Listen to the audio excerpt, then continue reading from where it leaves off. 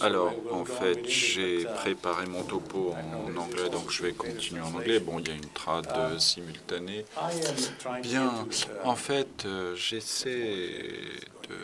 Voilà, qu'est-ce que... En fait, bon, en substance, là, j'ai deux choses à dire, un petit peu ce qui s'est passé véritablement depuis les 10 années qui sont écoulées depuis le GIEC. En fait, le GIEC a été un moment charnière, des scientifiques sont rejoints.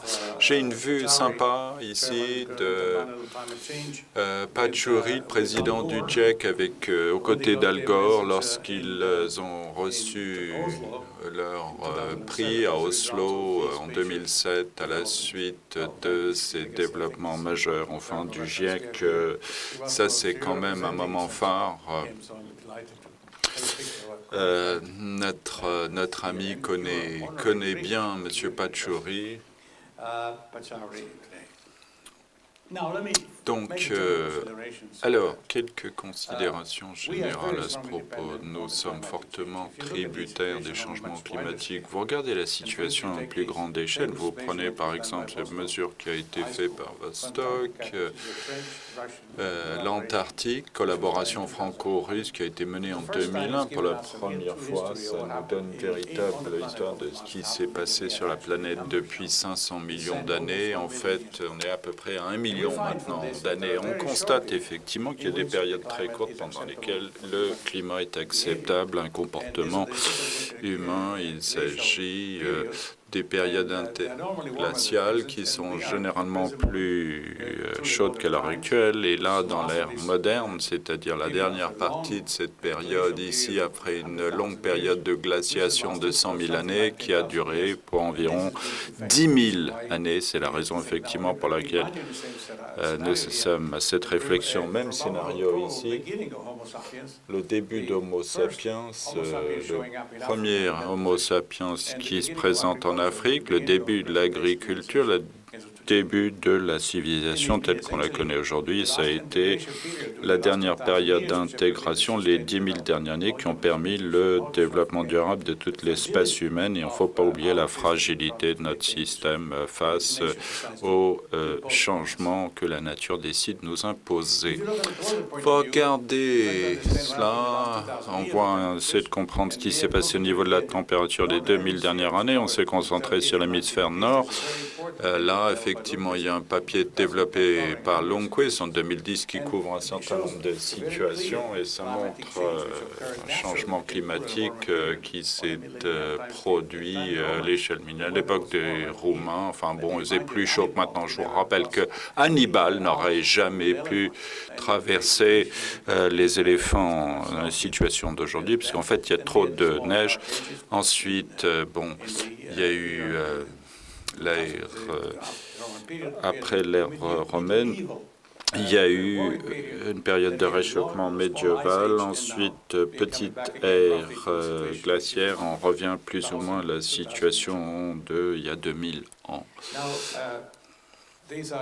Alors voici donc les deux erreurs d'écart type. Alors si on se rapproche, effectivement, on voit bien que le climat de la Terre a sensiblement évolué au cours des 100-150 années. Les changements sont produits encore plus tôt que la période dite anthropogénique, par exemple en 2000.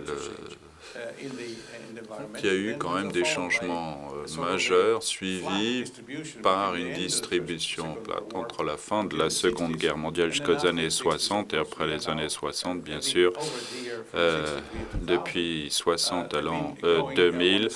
Il y a donc une progression soutenue, c'est sans doute dû à la dominance des gaz à effet de serre. Alors je vais quand même discuter dans quelques instants la situation au-delà, c'est-à-dire 2000 à ce jour, et on verra effectivement qu'il y a plein de surprises s'agissant de l'avenir proche et moyen terme. Alors, bien sûr, le nouveau phénomène dont on parle, évoqué par bon nombre d'entre nous, et nous en sommes convaincus, c'est l'émergence d'une ère anthropogène ou génique, et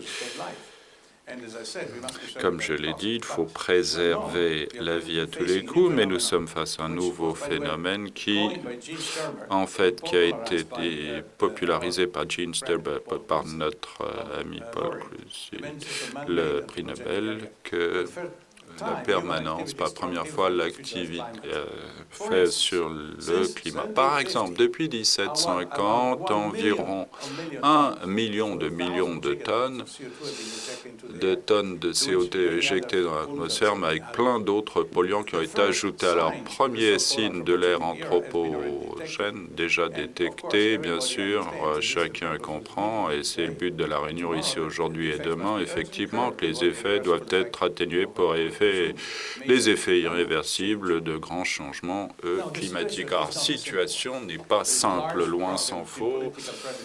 Processus différents entre postulats politiques, par exemple, le protocole de Kyoto qui n'a pas réussi, en fait, se termine 2012. Alors, donc, ça, c'est quand même un dilemme, puisque les gaz à effet de serre autour de la planète, véritablement piégés, 3 watts par mètre carré, on est entre 2,6 et 3,5 d'après les infos scientifiques. Alors, grands émetteurs de GEC ont convenu en 2009, au cours de l'accord de Copenhague, c'est un accord, pas un agrément, c'est-à-dire que la température doit être maintenue à moins de 2% et que changement d'énergie inférieur à 2,5 watts carrés, prendre des mesures pour atteindre cet objectif conformément à la science et sur la base d'équité. On va faire quoi avec ça? Question intéressante. En tant que tel, l'accord de Copenhague n'est pas un document politique, pas d'effet de réchauffement n'est apparu. Alors, les décisions principales, renversement des GEC, moins de 20%, respecter les valeurs 95 à l'horizon 2020 ou encore plus. L'Europe, globalement, y a souscrit. Les membres, y compris la France, l'Allemagne, l'Italie, Royaume-Uni, etc., seront implémentés. Véritablement implémenté avec les investissements financiers commencent. Il faut démarrer dès maintenant si on veut véritablement être dans la plaque et atteindre les résultats à l'horizon 2005. C'est quand même une question importante. Je rappelais aujourd'hui que parmi les différents pays qui considérablement contribué à la réduction des GES, en fait, le pays qui fait le mieux du point de vue des résultats et qui se rapproche des situations de début 90, croyez-le, c'est les États-Unis. Aux États-Unis, effectivement, les émissions étaient sensiblement réduites et aujourd'hui, les émissions de CO2, on est au niveau 90. Pratiquement rien a été fait en Europe compte tenu du fait qu'il y a la crise économique, etc., qu'il y a les pays en voie de développement qui montent en puissance, dominent la consommation, augmente les émissions. Alors la question qu'on se pose tous, bon, il y a également des entités politiques, effectivement. Allons-nous continuer à brûler de l'énergie fossile ou les politiques vont-ils nous dire en 2020 qu'il y aura une réduction moins de 20% par rapport à 95? C'est une question importante qui est une question cachée, personne n'en parle, mais 2020, c'est demain. Et il faut fournir des questions à la réponse à la question, en fait. Alors, pour vous dire que la quantité de produits CO2 faramineuse, vous posez la question, la production de CO2, par exemple. Bon, il y a des gens de Suisse, donc on prend le cas de Genève, en fait, tout le lac Léman qui pourrait être rempli tous les 4 ans avec des émissions de CO2. Des volumes de 100 bars. Enfin, c'est une situation, vous voyez effectivement que sur cette production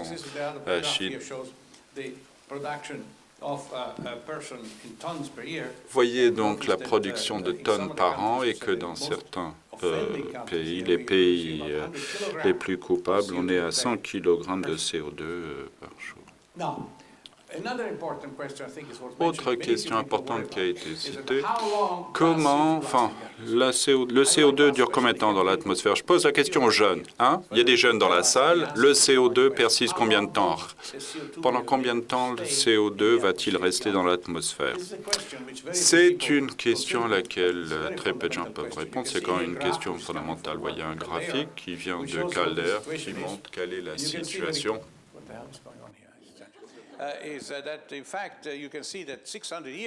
600 ans ne fait qu'aborder le début de la réémission de le CO2 atmosphérique. S'il y a des émissions de 5 gigatonnes de CO2, eh bien, ces émissions restent pratiquement à l'infini.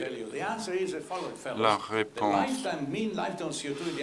durée de vie moyenne de CO2 est entre 30 et 35 kilos année. Il faut bien comprendre que par comparaison, durée de vie du plutonium-239, qui est la principale source d'énergie utilisée dans le nucléaire, n'est que de 26 000 ans. Bien sûr, il y a une perception négative dans l'esprit du public s'agissant du nucléaire. On devrait avoir la même perception négative de ces mêmes gens quant au fait que les émissions vont persister tout aussi longtemps que l'affaire du nucléaire. Alors, durée de vie moyenne de l'ordre de 10 000 ans est en contraste avec ce que j'appelle la perception dans l'esprit du public. Les gens, bon, dans quelques centaines d'années, tout ça, ça va disparaître, mais en fait, il s'agit de milliers d'années. Je montre un graphique, toujours de Caldera, effectivement, qui montre le comportement du CO2 dans l'atmosphère après émission. Vous voyez la ligne qui va jusqu'à 100 000 ans. Donc, les meilleures hypothèses, au bout de 1000 ans, on est entre 17 et 33 % du carbone fossile, il restera. Au bout de 10 000 ans, entre 10 et 15 % du carbone fossile. Et après 100 000 ans, il restera encore 7 % du carbone fossile dans la pratique à jamais. Bien, les émissions anthropogènes sont caractérisées donc par le diagramme du GIEC, cas de référence, après l'an 2000 qui a marqué une nouvelle évolution dans les émissions CO2 des pays en voie de développement, l'émergence. Vous voyez ici différentes activités, travaux du GIEC, vous voyez les données, vous voyez également le A1B qui est le cas le pire, c'est-à-dire qu'il n'y a aucune réduction dans les émissions de CO2. On est très proche de la réalité. On va de l'avant comme si de rien n'était, et c'est quand même une situation passablement dramatique. Vous voyez, effectivement, donc la prévision du GIEC de processus qui ne sont pas du tout enrayés, de 6 gigatonnes d'équivalent carbone 95 à 9,5 à l'horizon 2020, un taux actuel, on va atteindre 12, donc 2 fois plus que prévu. Les arguments politiques nous disent qu'à l'horizon 2020, on devrait être à 6 gigatonnes. Petit graphique des choses qu'il faudra faire de la part des principaux pays européens pour réduire la courbe de CO2 jusqu'à maintenant. Vous voyez donc la pente. Est-ce que ça vous paraît réaliste? La question est posée. Pourquoi parlons-nous de ces choses-là si ce n'est pas réaliste? La question est posée. Alors, il y a une autre histoire qui complique passablement la donne, c'est la situation du CO2 que vous voyez ici, et toujours de ce graphique d'Hawaï qui montre effectivement qu'il y a plus d'arbres l'été que l'hiver. Et ensuite, donc, il y a la mesure de la température après 2000, après que le GIEC ait livré ses considérations. Quelque chose s'est manifestement passé. Vous voyez qu'au cours des 15 dernières années, les températures n'ont pas suivi cette même tendance qui était implicite dans ces considérations dont nous disposions pour 80 jusqu'à la période 2000.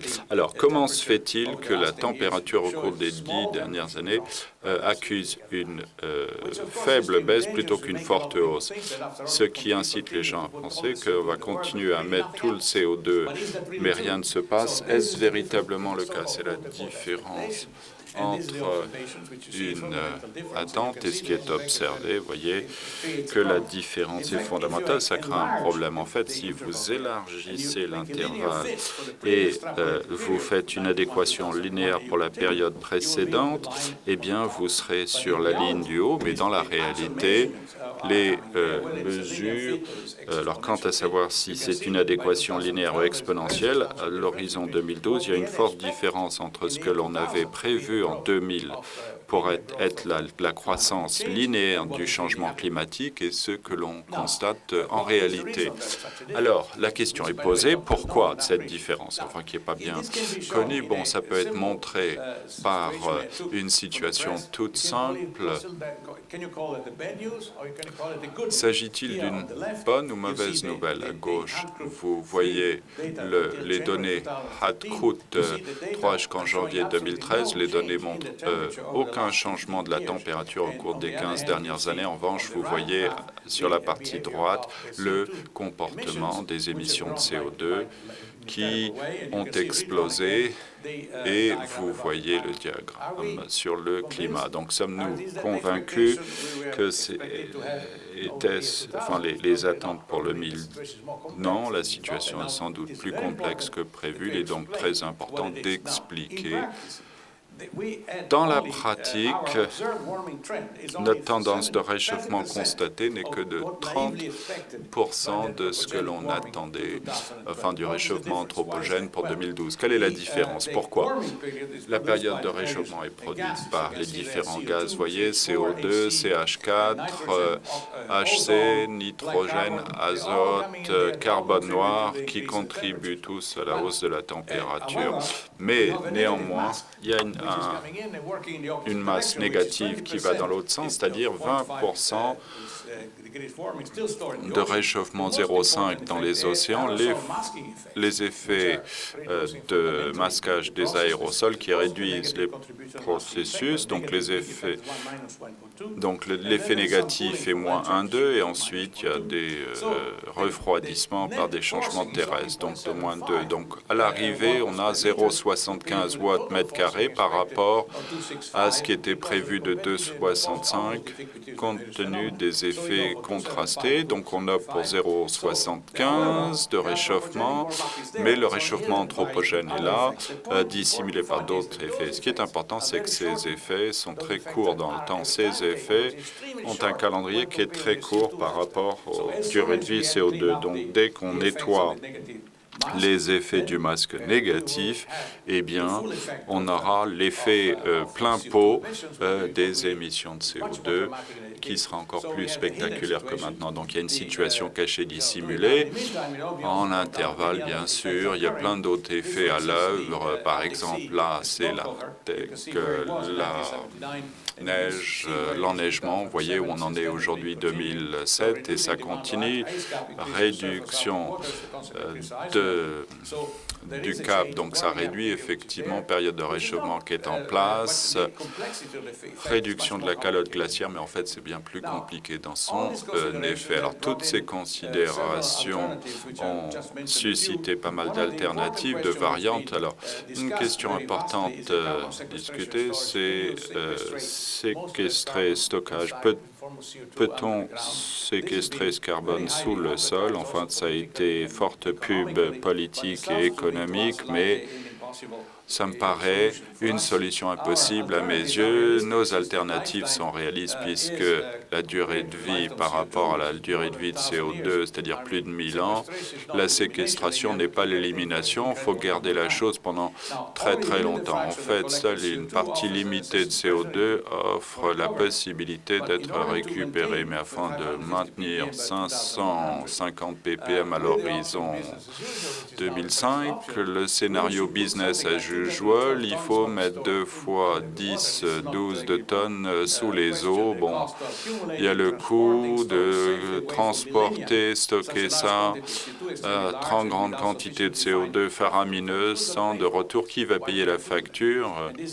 Et pour nous, c'est la conclusion que séquestration de CO2 ne paraît pas acceptable.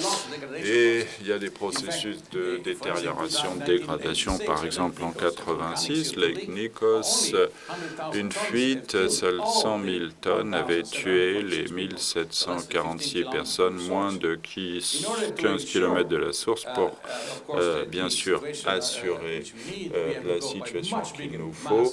Il faut passer de 10,5 à 10,12, mais le fait que CO2 est un dilateur du cerveau et perte de connaissance, etc. Si une fuite intervient dans 500 ans, parce que quelque part il y a une fuite avec CO2 à suinter dans l'atmosphère, ça, ce serait une catastrophe au max. Donc il y a quand même des considérations de sécurité. Autre histoire évoquée, c'est la question, peut-on faire des études climatiques en compensant, enfin des corrections au système? Il y a les ingénieurs climatiques, effectivement, ça c'est le petit tableau qui montre le topo. Là aussi, c'est Caldera qui a suscité mettre du soufre dans l'atmosphère. Eh bien, il y a quand même énormément de soufre émis dans l'atmosphère. Le soufre, des émissions de soufre, on est à 16-20 km de l'équateur, 500 millions de tonnes an. Bon, c'est pas beaucoup par rapport aux quantités de CO2, mais ça suffirait de produire un refroidissement durable pour les continents. Vous voyez ce qui se passe, quelques millions de tonnes de gaz. Vous voyez que dès que c'est émis dans l'atmosphère, à ce moment-là, le soufre va introduire un processus négatif qui va réduire la température. Ça, c'est une calcul pour montrer que quelques millions de tonnes suffisent à éliminer complètement le phénomène du réchauffement anthropogène, mais pas à jamais. Bon, c'est comme une drogue, ça ne fonctionne tant que vous continuez à l'alimenter. Dès que vous arrêtez, ça revient à une condition pire qu'avant. Ça, c'est la description. Période de retour, vous voyez un diagramme ici que de mettre des aérosols, une injection tropicale au bout de 10 ans par un système simple, toutes les températures baissent, gauche-droite, l'effet, vous voyez, effectivement avec et sans aérosols, forte différence. Vous pouvez complètement éliminer l'effet de milliards de tonnes de CO2 avec une partie de 1000 de CO2. Pourquoi ne pas le faire? Vous annulez l'effet, vous revenez au business as usual. Ici, un moyen pratique de faire la chose, si vous voulez complètement éliminer l'effet du réchauffement, il vous faut 15 ravitailleurs qui peuvent balancer 10 puissance 6 de tonnes par an, donc 3 vols par jour de ces ravitailleurs. Vous avez le coût, 39 milliards, 3 vols par jour.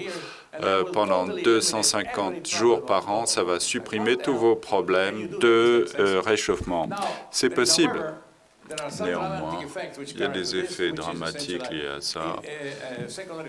Effet secondaire des éruptions haute altitude. Vous voyez que même à l'époque de la Révolution française a été créée par la famine, par ces éruptions. Donnez-lui des brioches. Donc, il mange des brioches. Ben voilà. Non, c'était de la brioche. La brioche, donnez-lui la brioche. Il n'y avait pas de croissant, il y avait des brioches. En fait, même situation en Égypte, la farine, au Caire, etc. Alors, tous les mendiants ont quitté la ville, effectivement, et même phénomène au Japon. Donc ça, c'était dû à l'émission de soufre dans l'atmosphère. Même moment, donc, avec ces 15 avions ravitailleurs. Donc, soufre. Bon, ce ne serait pas très coûteux avec des avions militaires, mais bon, peut-on créer ça? On pense effectivement qu'il en coûterait quelques milliards de dollars pour le système et l'exploiter, moins d'une décennie. Bon, bien sûr, ça va réduire l'incitation à atténuer les GES. Pourquoi atténuer les GES si vous pouvez faire ça simplement par des injections modestes de soufre? Mais même si ça fonctionne, la véritable question, quelle main sera sur le thermostat? On pense que les gens peuvent régler le thermostat. Comment on peut se mettre d'accord là-dessus? Bon, qui a le droit moral de modifier le climat mondial? CO2 sol, n'y pensez même pas. Mettre ça dans l'atmosphère, ça peut se faire. Ça s'est fait naturellement dans le passé. par des éruptions, mais si vous le faites systématiquement, ça coûte pas cher, vous pouvez faire sans problème, vous pouvez éliminer pendant une durée donnée l'effet du réchauffement, mais regardez les conséquences, il y a l'ozone qui disparaît, etc. Ça crée toute une série de problèmes. Donc toutes ces solutions, toutes ces idées ne s'appliquent pas. Il n'y a qu'une solution. La nouvelle technologie, c'est la seule façon, bien évidemment, transformant technologies les plus importants de transformation.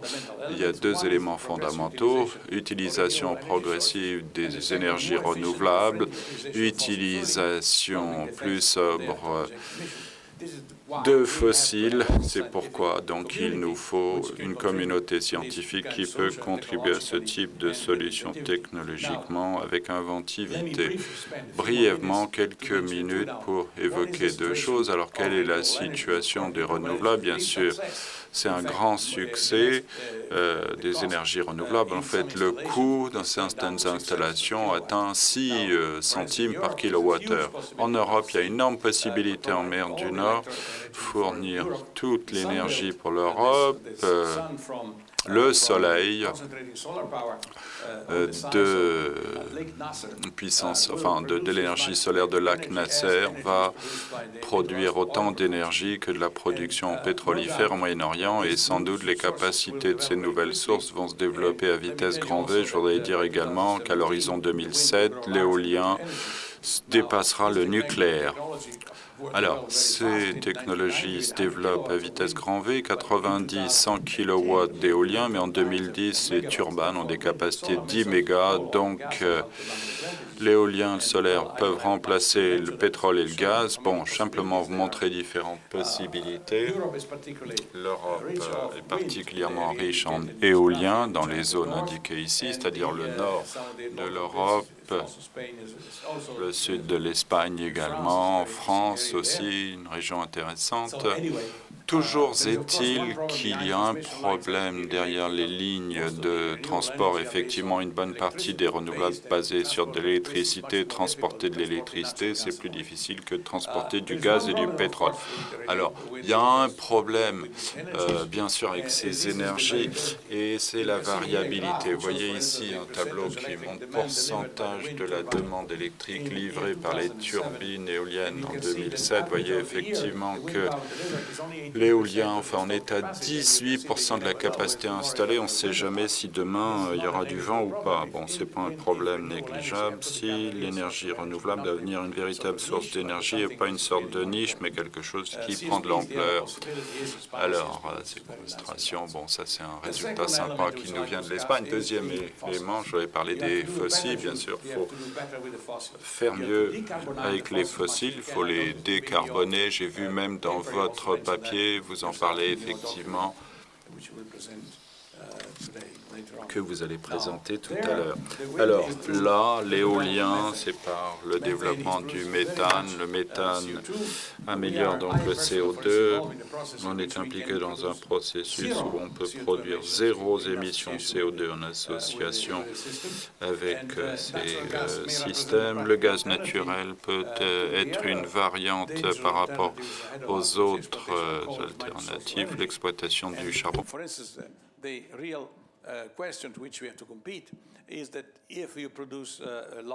Donc si l'on produit à partir de fossiles et que c'est le charbon qui prévaut, évidemment on peut continuer à utiliser le pétrole, ce qu'on faisait en Allemagne jusqu'à une certaine époque, mais évidemment la bonne nouvelle c'est que c'est faisable, mais la mauvaise nouvelle c'est que pour chaque baril de pétrole il faut une demi-tonne d'émissions de CO2. Question très importante à laquelle il faut s'atteler, c'est la question de ce que l'on appelle par euphémisme les carburants non conventionnels. En 2000, le gaz de schiste a fourni un seul % du gaz naturel aux États-Unis et on pense qu'en 2035, on arrivera à 46% de l'approvisionnement en gaz naturel à partir de gaz de schiste. Si vous avez une carte qui montre la répartition du gaz de schiste schiste dans le monde. Vous voyez la France, l'Allemagne, il y a de grandes quantités de ressources de gaz de schiste souterrain que l'on pourrait exploiter. Aux États-Unis, évidemment, il y a des gisements énormes. Il y a certains pays qui hésitent pour savoir si c'est possible ou pas possible. Mais en tout cas, c'est une question très importante à laquelle il faut trouver une réponse. Ensuite, il y a l'hydrate de méthane. Là, il s'agit de substances chimiques où des molécules d'eau offrent une possibilité de potentiel énergétique sans liaison chimique.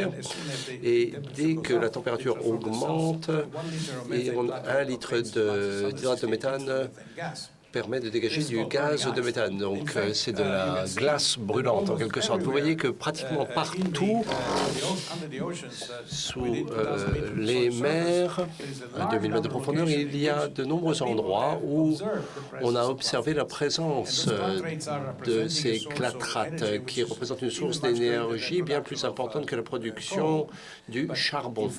Mais dans la réalité des faits,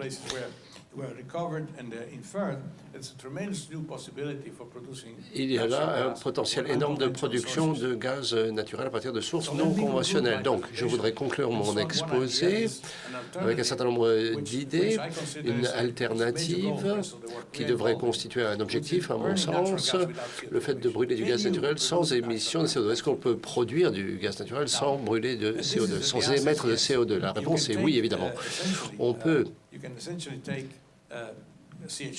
travailler à partir de CH4, le transformer en charbon noir et on peut le séquestrer ou le vendre sur le marché.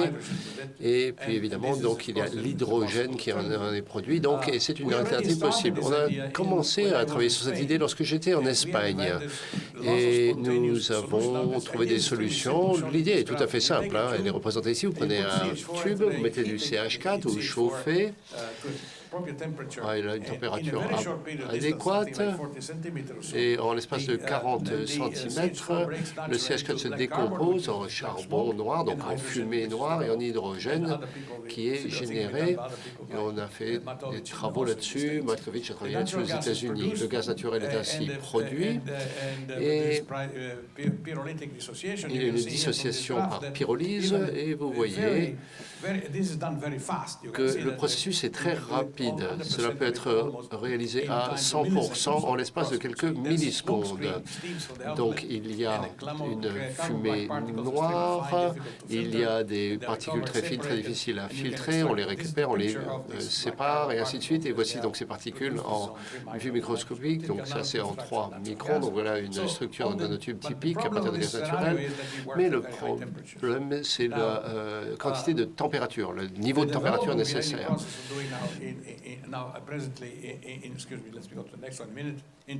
En Allemagne, on essaye de travailler à des températures plus basses. Vous voyez un graphique qui vous montre comment cela est réalisable. On arrive à 70% de conversion du CH4 à 800 degrés, ce qui est une température tout à fait raisonnable. Avec ce processus, on peut créer une nouvelle voie. Et ici, je vous montre le réformage du CH4 par pyrolyse. Avec de l'eau, on produit du CO2 et de l'hydrogène. Vous voyez ça à gauche. Et à droite, vous voyez l'autre solution, la pyrolyse spontanée, celle sur laquelle nous travaillons. Donc là, on a 0 émission de CO2. Les autres chiffres sont comparables. Par exemple, l'efficacité énergétique dans le système traditionnel, 60%. Chez nous, c'est 58%. Donc, on ne perd rien parce qu'on stocke. On a 0,43 molaires de CO2 dans le cas traditionnel et 0 pour notre approche à nous. Donc, c'est un système tout à fait séduisant qui, à mon avis, mérite qu'on s'y intéresse. Et il faut savoir qu'on peut avoir des ressources illimitées de gaz naturel avec 0 émission de CO2. Ça signifie qu'il n'y aura pas de contre-indication si ce n'est la transformation en énergie. Et évidemment, cela n'aura aucune incidence sur le climat. Quelques conclusions, ensuite j'ai terminé. Il faut une politique cohérente énergétique, il faut faire des choix stratégiques et il faut compter sur, évidemment, les développements scientifiques et technologiques. Ce sont les scientifiques qui inventent de nouvelles choses, ce ne sont pas les politiques. Pour que le développement durable aille de main dans la main avec la croissance économique. Notre société dépendra d'un approvisionnement énergétique sans interruption et par conséquent, il faut prendre des mesures d'ordre géopolitique et liées à la volatilité des prix qu'il faut évidemment éviter. Donc nous devons jouer un rôle important pour arriver à un niveau européen d'approvisionnement grâce à des percées scientifiques. Il faut un effort coordonné et concerté pour arriver à atteindre ces objectifs et cela en plus permettra de créer des emplois. Je voudrais conclure par cette petite vue humoristique. Il écrit « Le réchauffement climatique, ça commence à m'inquiéter », nous dit l'un des deux passants sur un trottoir de New York. Donc, c'est bon, un cactus. Voilà, merci.